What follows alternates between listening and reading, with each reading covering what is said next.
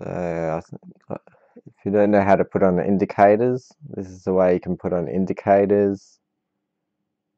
And I like to use the relative strength index and the stochastic RSI. So you just click both of those.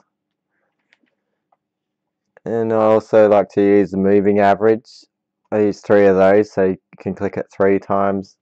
I use the exponential moving average. You can click that 3 times. And that's pretty much all I use on the indicators. So I've already got them pulled up here. I'll do these ones first. This is the relative strength index. This is the stochastic RSI. And this is the volume down here. You can make these larger or smaller. Just fit this to the screen.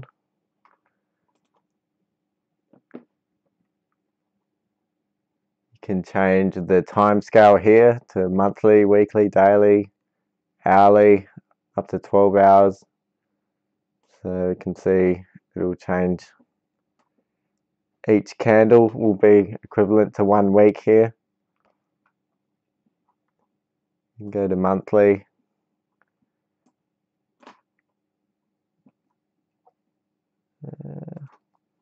I like to trade using the 4-hour usually. So it gives you a good detail but not too many candles. Let's put on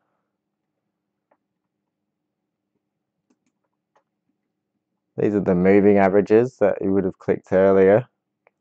So you can make them visible here, show or hide them. You can also hide the whole menu. So I just turn them on.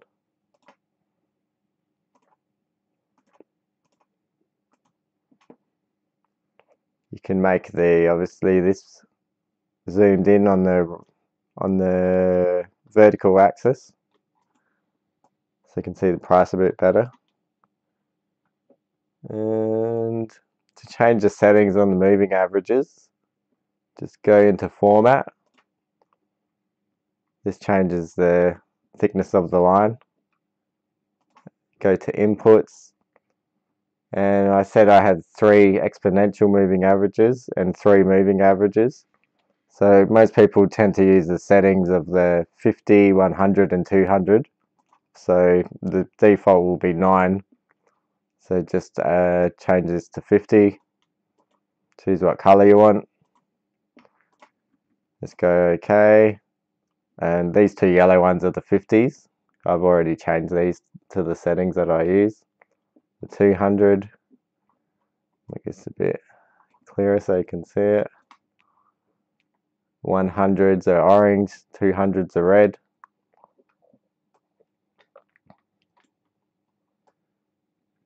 And if you change I'll just minimize this.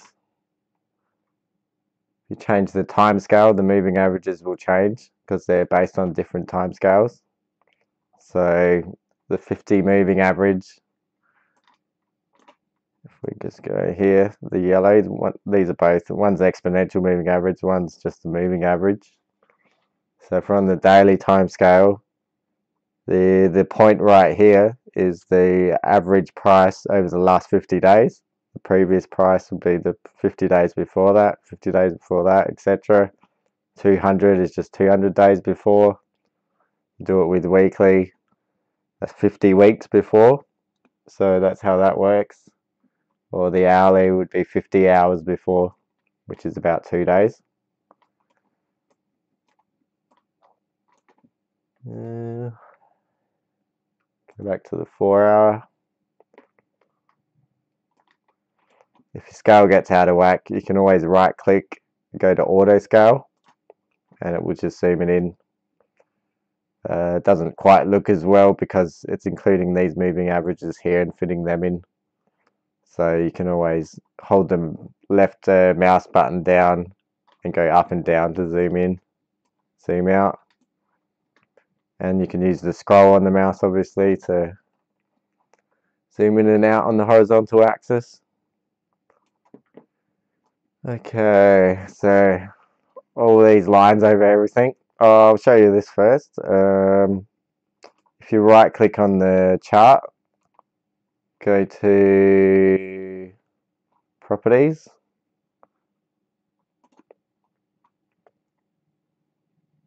and you can change the color of the candles if you want. If you want to make them a bit brighter, I tend to change to these two.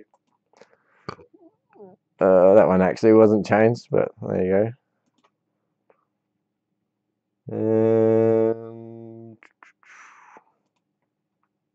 Make it brighter.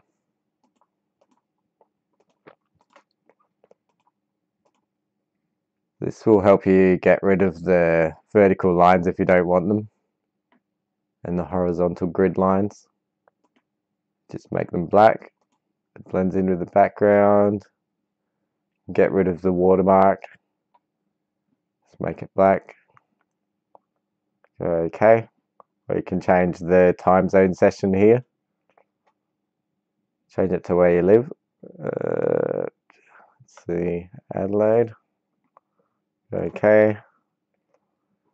And then we'll be in the right time zone, I think. Yep, that's right. These are all the buy orders that I've got in. These ones are below the current price. It's green because they're going long, betting on it going up. These are just normal limit buys. These two here are conditional market orders.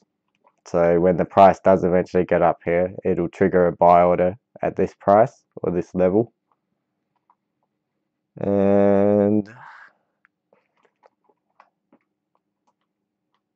the place where I bought in is up here, 9386. Sorry, just down here, a little bit lower, 9374. This is my stop loss. So if the price does break down, then it will get triggered here, and I won't lose any money because it's higher than the buy-in. So how to put on an order? Just go to the right. Have limit here, market, conditional. I'm only use the limit and the conditional, so I'll choose limit for this one. You can change your leverage, amount of leverage you want to use. Type in the price that you want to buy it at. Obviously, if you're betting on it going up or long, the price has to be below the current price. You can change the number of contracts. Number of contracts is basically, if I was to do 100 contracts, if I was using 1 times leverage, it would be 100 US dollars. But because I'm using 20 times leverage, it's 5 US dollars. So you can see the cost down here is 0.0005 Bitcoin, and it will show your available balance here. The order value here is just the cost price times the leverage, so 0.01, which is just that doesn't actually work out, does it? Sec. Change the leverage to 1.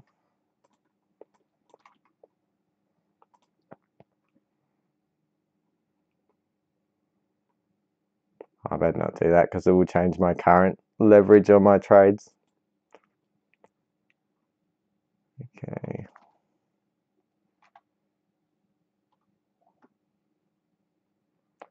Let's just put $100 trade on here. This should be the cost. And say I want to put it on at just below here somewhere. Let's just say 9,700. Let's type in 9,700, buy long. And it will come up with this. And it shows you a liquidation price. So if you don't use a stop loss, this is where you will lose the entire 100 contracts when the price drops to $9,000. So it gives you $738 room. What's this? Just go back. I tend to leave this on. If you leave this on, it might not buy it straight away when it gets to that price. It'll put it at the bottom of the list of other people's orders. But when you do put it on, you'll get paid a small amount for putting it on. So I tend to keep that on. So I'll put on the order, buy long, 9700, confirm. And then you'll see it pop up here, 9700. And that's this order here. And if you're not happy with that price, you can just drag this to whatever price you want to make the order at. So I can go 97.09, whatever, move it wherever you want. You can't go above the price because then it's no longer a limit buy. So if you want to cancel that, just click the cross. Same with the short. The short, if it's a limit buy, has to be above the price. And if you want it below the price, it would have to be conditional.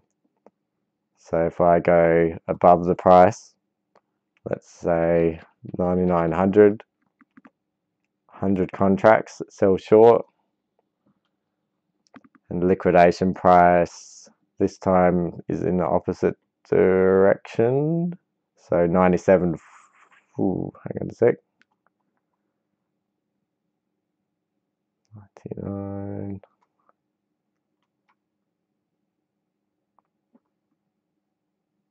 Okay, sorry. It's not showing the right information because it's adding to my previous orders and putting them all together. It's adding to this current order and making a combination with this liquidation price. But when you do it, the liquidation price will be higher than your buy-in because you're betting on it going down. And if it goes the opposite direction, you start losing money. But I can still put the order on. So sell short, confirm. It pops up here. It's in red because it's a short order rather than a long. Same thing, you can move it around. And cancel the order. Actually, I'll just put it back on. Confirm.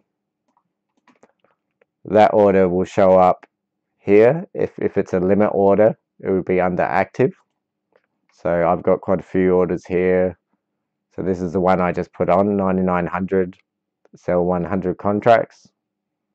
You can also cancel it this way. This is a good way to look at all your orders. If you wanted to change the amount, you can click on this one, change it to whatever, change it to 80 contracts. You can change the price also in the same way on this tab.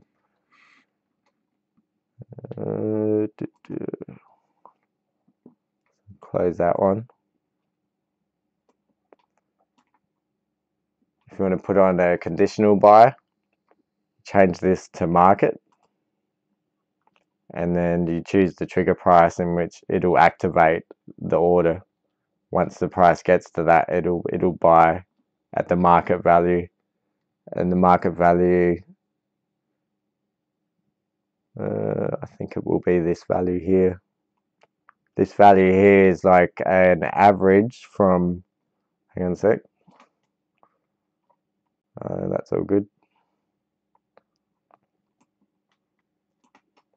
This price here is an average from all different exchanges, so it gives a fair price compared to this is just the price on this exchange. So people tend to see this price and they trade based on this price as well, so it keeps things more in balance with what every exchange's prices are. So I'll put on a conditional order. Let's say I want to bet on it going up when the price is above the current price. So I put on a long above the price. So let's say at 99, I want to trigger an order to bet on it going up, to put on a long. So I would go, could make sure it's on market, choose the price at 9900. It will trigger a buy order and buy 100 contracts. So go buy long. confirm, and there it is, 9,900. So once the price gets to here, it'll automatically buy the market price and you'll bet on it going up. And when you do conditional buy orders, it'll appear here. So 9,900, 100 contracts. Again, you can change the price, you can change the number of contracts. And it's just showing that it hasn't been triggered yet. This just shows you how close it is, the current price to the order price. So I'll cancel that one, do it in the opposite direction. Do the same thing, but we'll do a short, and we'll do it at 94.20, sell short, confirm, and it's just appeared down here. It's just this one. Hang on a sec.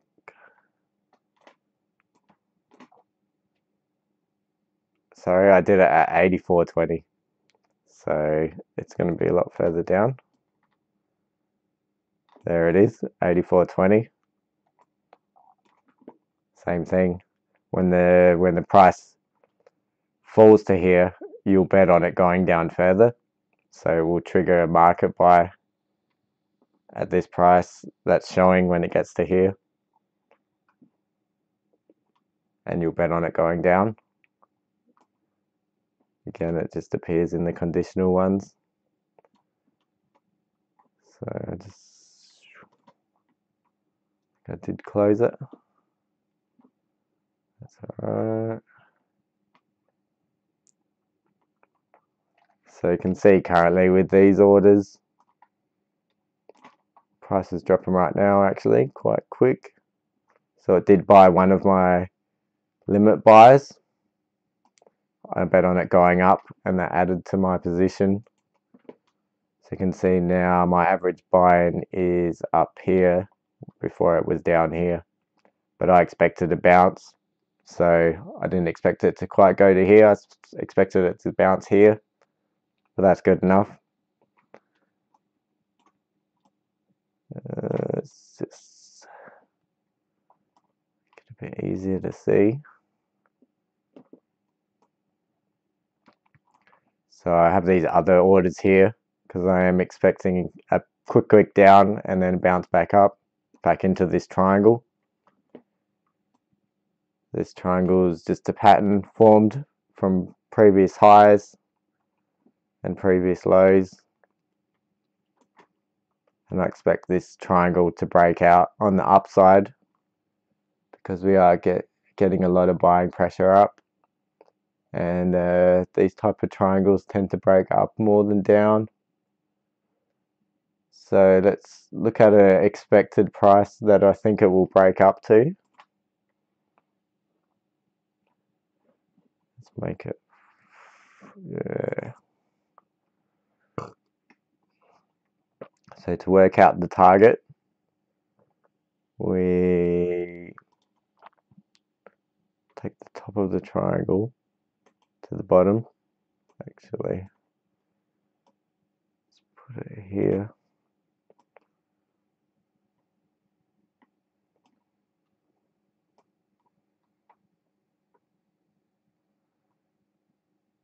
And we'll just make it white. Just double click it to change color. Make it white. Change the scale a bit. Actually, it's not quite drawn right.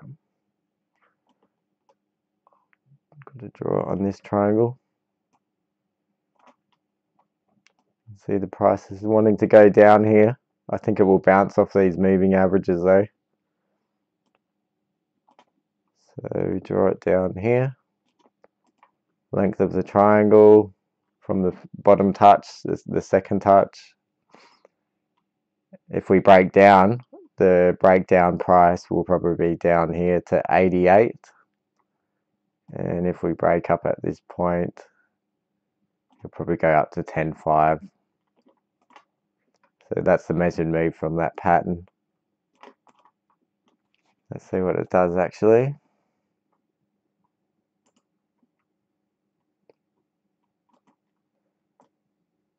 So we can see we had a nice little bounce so far.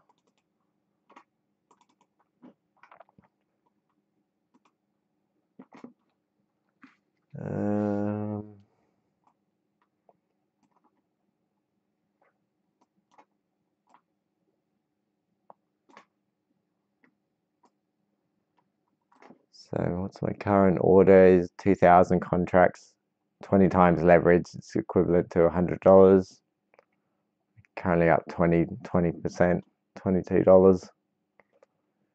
I might move my stop loss a bit higher. Let's just have a look. The other way that I use there we go, we're getting the bounce now. The other way I use the indicators is this is on TradingView. So if you in a sec. If you go into TradingView,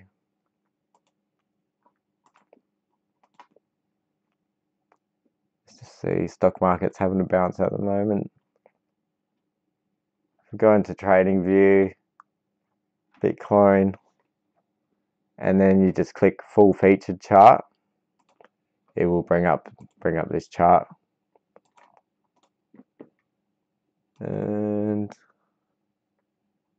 just hide this. To bring up this ribbon, you just need to hide this.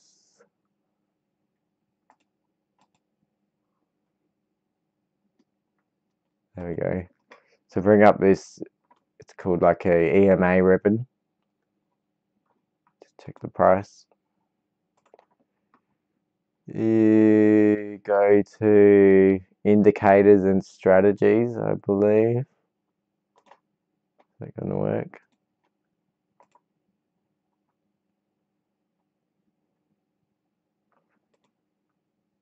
I might have to take it off and put it back. Let's remove it.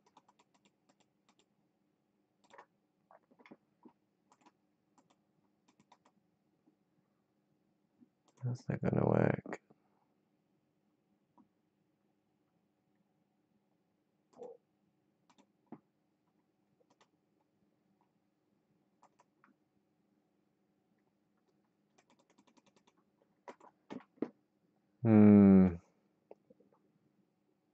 Try it on the other one.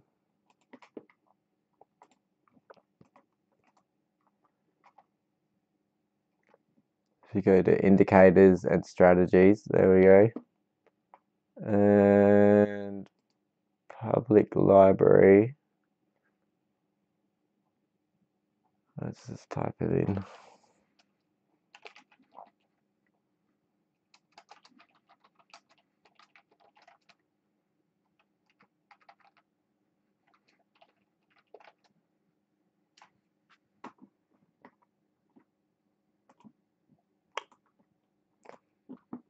Try it again.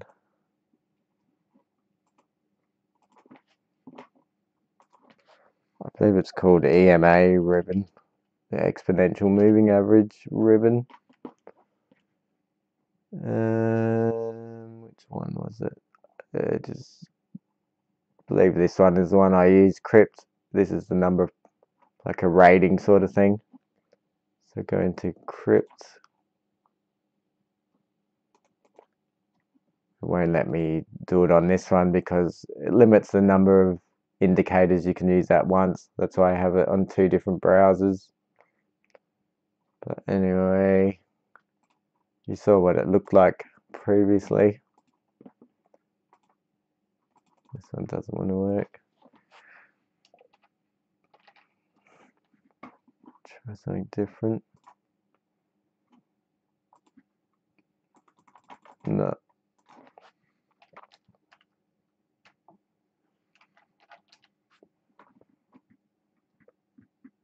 I tend to use the one on Coinbase because it has the most number of people using it, largest volume. It's not going to work. Let's look at another tool. We have had a nice bounce there, 21% up. So let's go to here. If you want to just view this graph, you can double click it and it'll move those indicators. Okay, auto scale.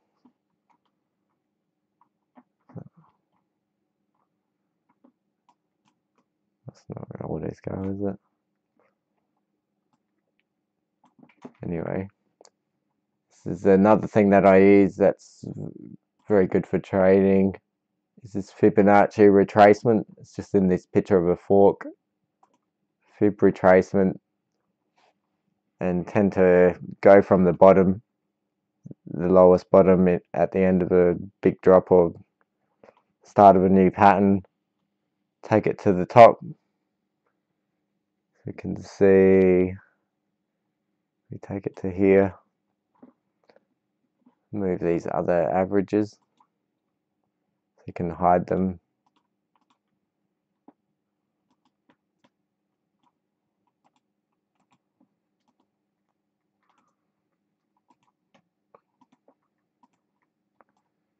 And we can see the price tends to fall on these levels, and they're quite good for putting in buy orders or shorts.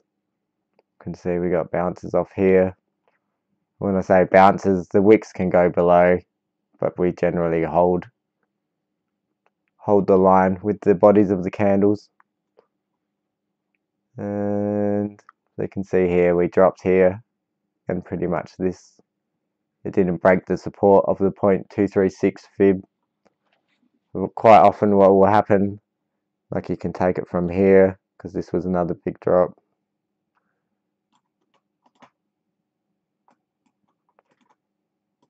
Let's go to here, make it a bit bigger.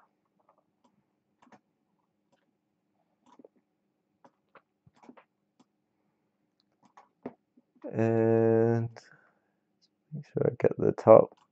We can see here quite often Bitcoin price, if you use the fib, it runs up. Then when it starts coming down, a good place to put in a long is at the 61.8 level. You can see that 618. This is this blue line, and we can see here we exactly pretty much went to the 618, and then we had the bounce. So I actually put in a buy order here. Actually, I think I put it back here, but anyway, if you were looking for a trade and it had all this run up, you wouldn't jump in when it's already gone up this high. You wait for the pullback, usually the 61.8. I've got the 65 level here as well. In between these two levels is called the golden pocket. So a lot of times the price falls to here. So if you put on long here, you would have made quite decent profit here. And we can see we might come back down to this 61.8. That's why I sort of have these levels here. We might not. But we can see after we had this drop, we could do it from here also. After this drop to the next high here. And then yeah, we fell past the 61.8 on this one. But this is a much sort of shorter range where we've been chopping up and down between it. So it's not as clear as a run up. And yeah, we got a bounce at the 786 level. So I tend to use this fib retracement a lot. And you can see it sort of was the top of these candles. Got some support here. But it's much better over a bigger run. Just sort of see what fits. See what looks like it's picking the levels quite well. So this is quite a good one. You can see it pick the tops here. again, the wicks go past, but you don't know what's going to happen with the wicks, how far they're going to go. It's pretty much, oh, better put it up to the right spot. You can see it's in that pocket here.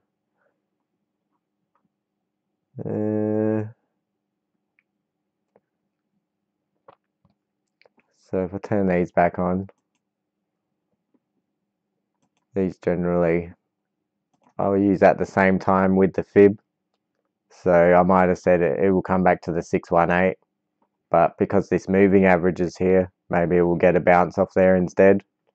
You can see quite often we do bounce off it. Do it on a better, bigger time scale.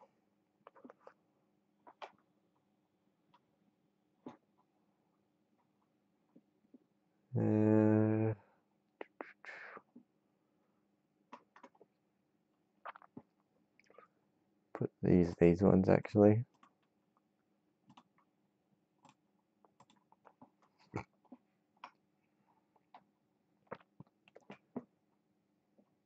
So you can see once we get above these, normally it's good. A lot of times we'll come back, test it, bounce, come back, test it, and we generally stay up for a little bit. And again, when we go below, we'll generally get rejected off of them. Let's see if we go to the weekly. It's only showing the 50 weekly moving average. They can see we've had 3, 6, 7, had 7 green candles in a row, 7 weeks in a row. Recovery from the stock market crash. This is called a doji candle. It's a little bit indecisive. Move this. You can see by the candle, it tested up, it quickly came back down, or not quickly, but ended back down, same as here, went down, ended back up. So it's a bit indecisive in the market. There's a bit of selling pressure and buying pressure, but we ended up going back up. What I noticed quite a lot is when we make a wick like this, it doesn't have to be a doji candle, the price will fill the space. And again, there's a little bit of indecision here so far on this weekly candle, which has still got another 2 days before it closes. It's not as big a spread as this one. And yeah, we can have a look at, this is basically the massive triangle that we're in, which goes back to 2019. Where it sort of started. We had this big run up in January up to 14,000, and since then we've sort of been trapped, besides the stock market crash which sort of broke it, but we came back into it again, and now we're trying to break it again. So it's not looking too bad at the moment. Normally when we break a pattern like this, the price will go above it, and then it will come back down, test the line, and then take off. If it gets a bounce, if it gets support there, but it always likes to retest the line. You can see here it came back up to retest the line, but the strength was there to keep on going. If we did turn around, we probably would have had quite a big drop.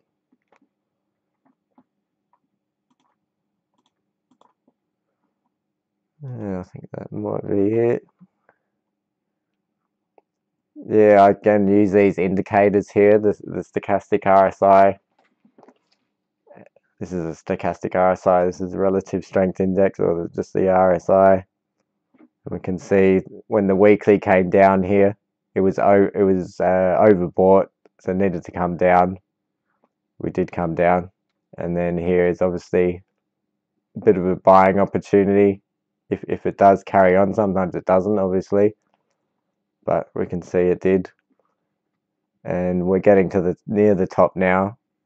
It could stay at the top for quite a long time and keep going up, but it's just an indicator that it might be oversold slightly.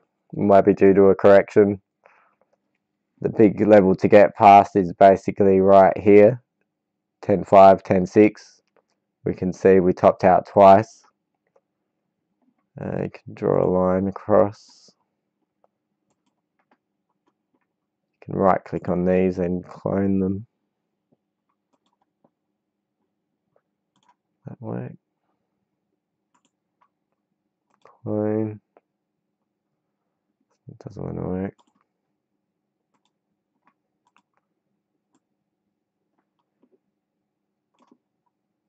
Yeah, this is the level that has been our top for quite a while. Pretty much since October last year, so about 7 months. It's at 10.5. So once we got rejected, twice got rejected. Here we're going up for the third time. Let's see if we can break through it this time.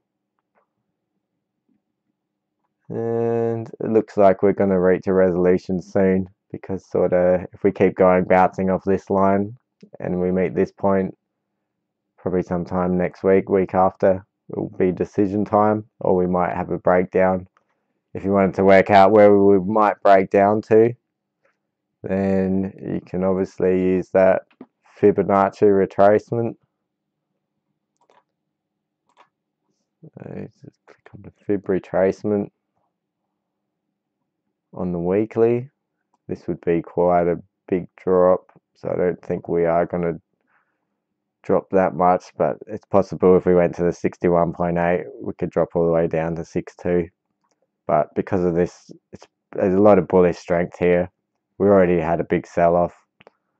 I think we might bounce at the 35 level if we did have a drop around 8,000, 7.9.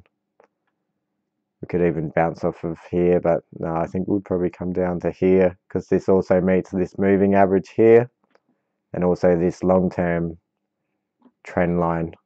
So if we carry on this extension, we can see that this moving average is probably going to meet this line and this trend line next week sometime. So we might in fact drop to 8,000 next week. But I think we're probably going to break up. There's a lot of people buying, a lot of buying pressure at the moment. A lot of interest in Bitcoin. We just had the halving. Institutions are buying Bitcoin. I believe 1/3 of all new Bitcoin mined was bought by institutions in the last 4 months. That's through Grayscale. Grayscale is a trust where people with a lot of money can buy Bitcoin and they store it for you, I believe. That's probably it. Again, the bigger time scale you use, it can be more accurate for trading. 1 hour I wouldn't recommend. It might look good on the chart, but then it just, yeah, it can just go up and down and you don't get a good read. I'd say 4 hour minimum is the best. Sometimes 12 hour. 12 hour gets things quite well. If we go to the 12 hour, you can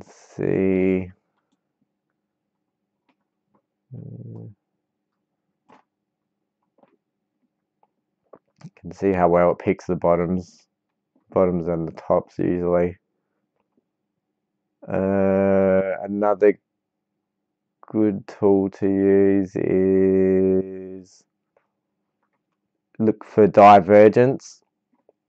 So if we look at the RSI,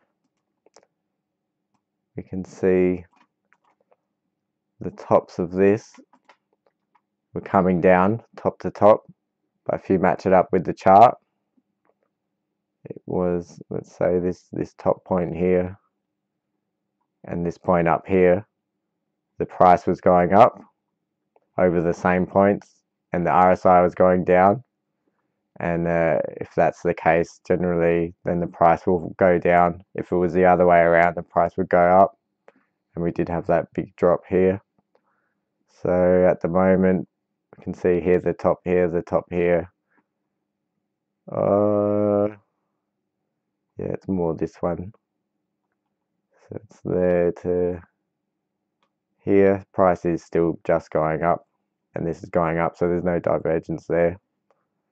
We can see the 12-hour wants to come down, which isn't a good sign. The price might want to be dropping soon. So it's hard to know what's going to happen. It will stop me out if it does, but this doesn't have to come all the way down. It can turn around at any point, sort of like here. The RSI here is basically the stochastic RSI, but without the wicks in a way. So it's a more longer term up and down pattern rather than wave motion up and down. We go on there. I quite like the 1 hour RSI to pick absolute bottoms. Yeah. You can see when we get really low in this, I tend to put in some buy orders, and then we carry up quite high. Again, when you get too high, you can see there's sort of a level here where we're having trouble getting past. At the moment, it's a bit up and down. There's not really a clear direction. So maybe we need to come back down to here again before it goes back up. It doesn't necessarily mean we'll come to this price. It could be up here still. Looks like, oh, did almost get one of my other orders. 9502. Would we drop 9514? We can see it is still higher than these previous lows, so we haven't really made a lower low long term here.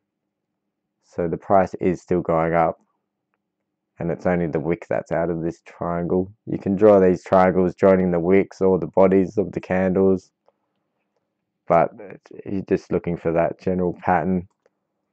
Another way to trade, which is good, is you look for these W or M patterns. So you can see here there's an M pattern, and quite often when you get that M pattern, it will drop to the lowest point. So maybe here, I would have thought it might have dropped to here, and that's sort of why I had buy orders here. But yeah, we dropped a lot further.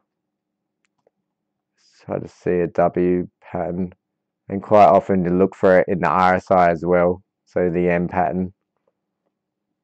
And basically for the M pattern to be valid, let me draw a freehand.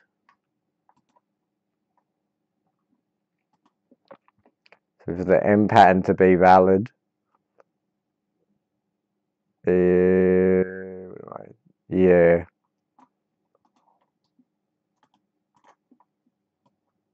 it needs to be, this top needs to be lower than this top.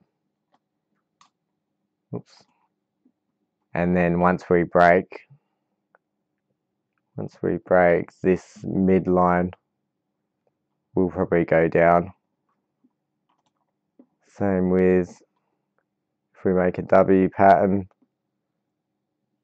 like this, like that's fine.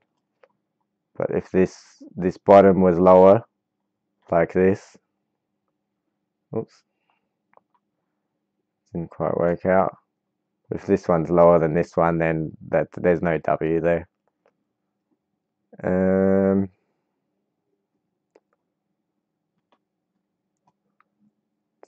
see. Delete this.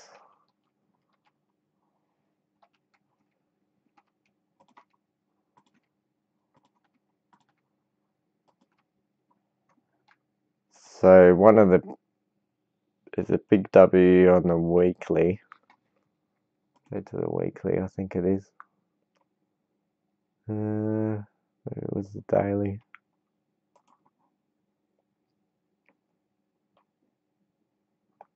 Yeah, you can sort of see it. There's a W here, we went up, and now we've gone back up again. We sort of just went past, did we? Just slightly went past it, but it's not really much of a clear break. Sometimes you'll have fake outs and quickly go down, but if we did clearly get past this line, this would be a W, and I would expect it to go higher. That's why I have these conditional orders to go long above here. This one's probably a bit too close, really, but yeah, it should be about it. You can see there's sort of a W in the RSI as well. It's not as clear, but it is there. It's a W shape and it didn't drop lower. That's probably it. Volume.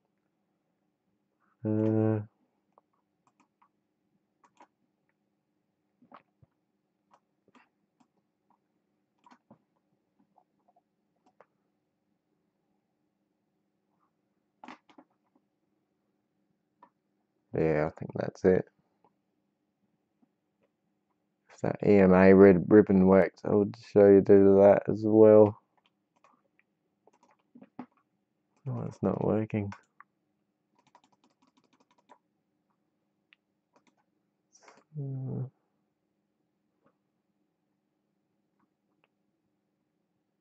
We can pull it up on here.